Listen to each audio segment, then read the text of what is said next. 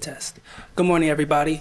Good morning. So my name is Tyriese Holloway. I am a now 9th grade and 11th grade English teacher. However, last year I taught 11th and 12th. And for the Y&I Summer Institute, I've taken the class on History, Art, Race, and Empire, 1492 and 1865 by Dr. Timothy Behringer. It was an amazing class, had a great time.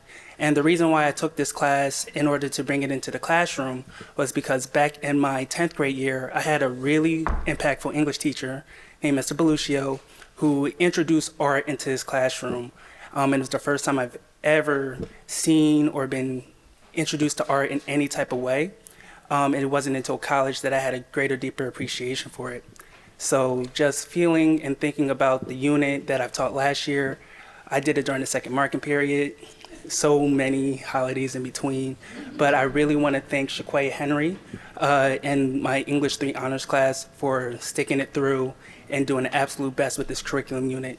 Shaqueah Henry, my student from Overbrook High School, just did an amazing job during this project. I can't thank her enough, especially going through what we had gone through this year with her busy schedule. The girls volleyball team went undefeated. She was still able to, come together, make this happen. So to this podium, I would like to invite Shaqueah Henry. Hello, distinguished guests. My name is Shaqueah Henry, and I'm happy to share my presentation on race and racialization. Now, imagine a world where Othello's skin isn't just a color. It's a shadow that follows him everywhere, a mark that separates him from the world he fights to belong to. He's a celebrated general, but behind every smile, a whisper, every handshake, a question. His love for Desdemona is pure, but it's wrapped in a layer of doubt. Will she ever see him as anything more than the Moor, the outsider, the other? Now picture that shadow stretching in today's society.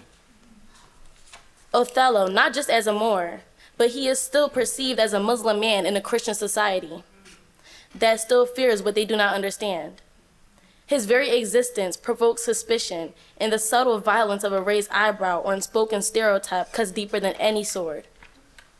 In every airport, in every street corner, his presence feels marked by a history of prejudice that he cannot shake off. I care about this unit because I have a lot of friends and classmates who are Muslim, and I am invested in protecting my friends who will have to survive Philadelphia, especially now. Philadelphia is known informally as a Black Mecca, where over 200,000 people are Muslim and about 20% of public school students are Muslim. While there are not many cases of Islamophobia that happens in our school, I believe that everyone has the right to call out discrimination wherever it happens, no matter who it is targeted to. To start off the curriculum unit, we explored Amy Zergart's article, None of My Students Remember 9/11. Amy Zergart wrote about her experiences teaching about September 11th through the years, from a class who experienced this tragedy and a class who was very unfamiliar with it. The professor's approach to teaching 9/11 evolved, significantly fostering personal growth and helping change students' perspectives.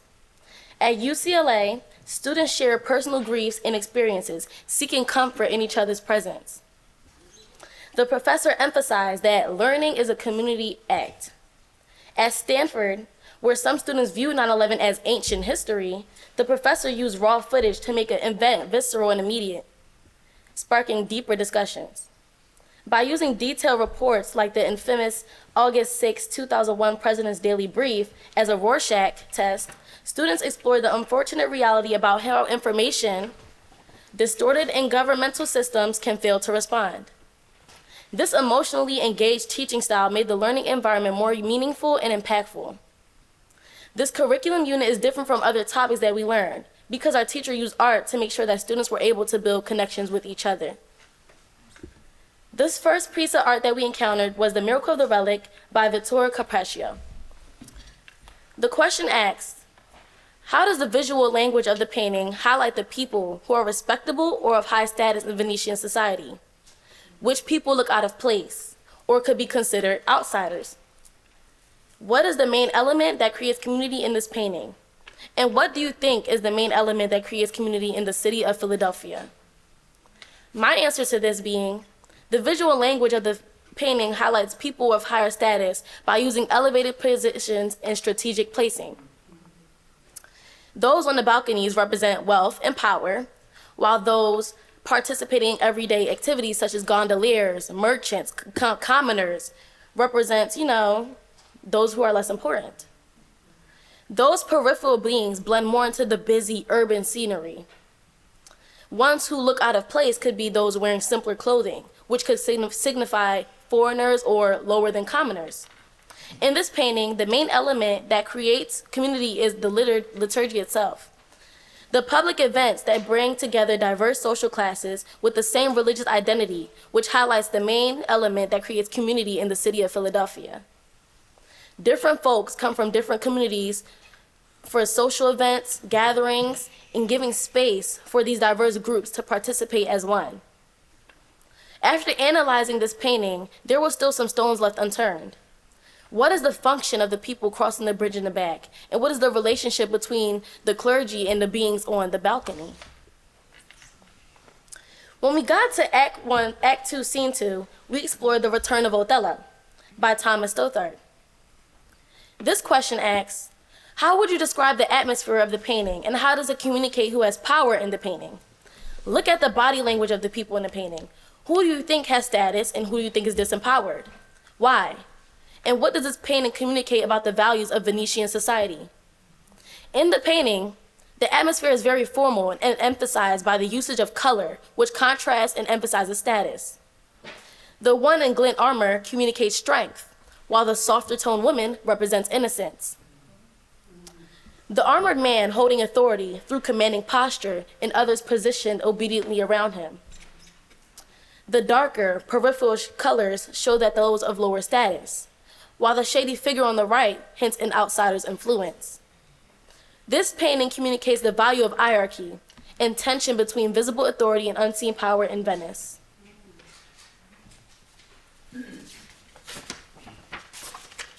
Inspired by the art we saw, a lot of us wanted to try a rough draft of some art ourselves. As evidence here, this is in Act 2, Scene 3, when Othello got into a fight with Montano through Iago's instigation. So I'm just gonna let you guys look at this for a little bit, but this is what a few of us did, and yeah. Truth of the matter is, as much as we learned from the unit, we hated it. Okay? It was very tedious. In between the readings and classwork assignments, we had to do literature reviews on the college articles and take Cornell notes. And Cornell notes, in my eyes, are very annoying, okay? I'm glad we could all agree. And honestly, Mr. Holloway, he also got frustrated with us. And he had to reset the class to make sure that we saw the unit through. So this chart is what we use, and with it's a little bit of humor. These pans mean we were cooked out of time, And these right here, I'm just gonna show you right here, these foods, the breakfast and the fruits, the market period ended right there. So we were like, what in the world? So all these times we were cooked out of time, so we had much little, but, we had to make the most of it, you know what I mean? Eventually, we were able to pick it up through the altarpiece of St. James, from the Chapelle of Alcazar from Segovia. This question was, who are the victims in this painting? Who are the victors in the painting? And what do you think is the purpose of this masterpiece? I felt as though the victors were those sitting of higher status, being crowned by angels, and those lesser, or the losers, you say in terms, were those who were pleading, begging, looking desperate, and in like a whole rap of chaos. And honestly, that's how I feel if I miss my train to get here, okay? So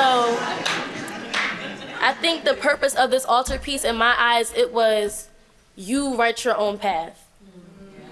Are you here or here? I feel like it was a warning, but a message, not just of terror, but also letting me know that heaven is real in my eyes, letting me know that I choose my path and where I want to be. So I decided to make art of my own, and this is based on Othello, and here it is. So this is my diptych. I'm going to come out front so everybody can see. Do a quick. So first, one side is race, and one side is religion. we're going to go over the race first. So in this diptych, as you can see, this is Othello. Othello was called a Moor, the outsider, a black ram, which these horns on his head signify, a black ram. This mask, being a Venetian mask, is cracked because at the end of the day, no matter how of a respected general he is, behind every handshake is a question, a murmur. Every time he turns a corner, there's a whisper. He is never fully accepted, no matter how respected he may seem. This is Desdemona.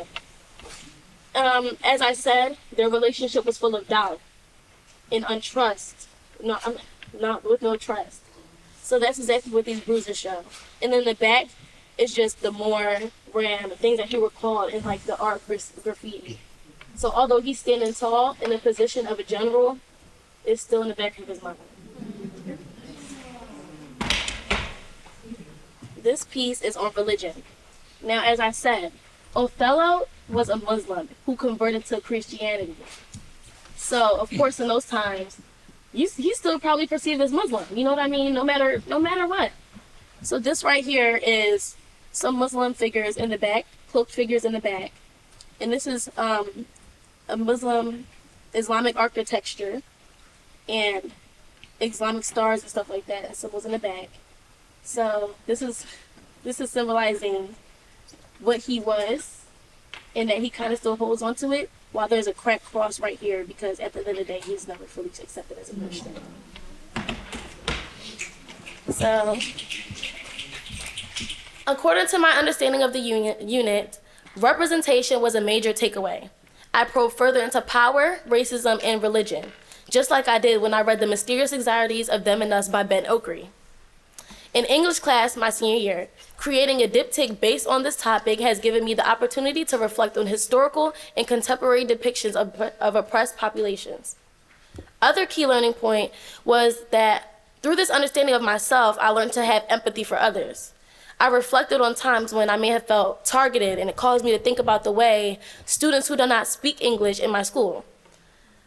High school can be an environment where everyone has their own cliques and automatically judges you based on your appearance, the way you talk, the way you walk, the way you stand up. I'm happy to attend a high school where such behavior is not tolerated. Overbrook promotes empathy, and understanding for other people regardless of their backgrounds and differences. Finally, this lesson underlined the necessity of teaching children about the difference and diversity, especially in the society that we live in today. Understanding Othello in our times means recognizing that these ancient divisions are pristine. The fears that destroyed Othello still haunt our institutions, policies, and our even daily interactions. It's about realizing that the world Othello fought to belong in is the same world people today fight for the struggle of acceptance, respect, and humanity. It's a mirror both to Shakespeare's time and to our own, where the faces of Islamophobia stare back at us, demanding that we see not just the outside of things in the character of Othello, but the humanity of every person marginalized by their skin, their faith, and their name.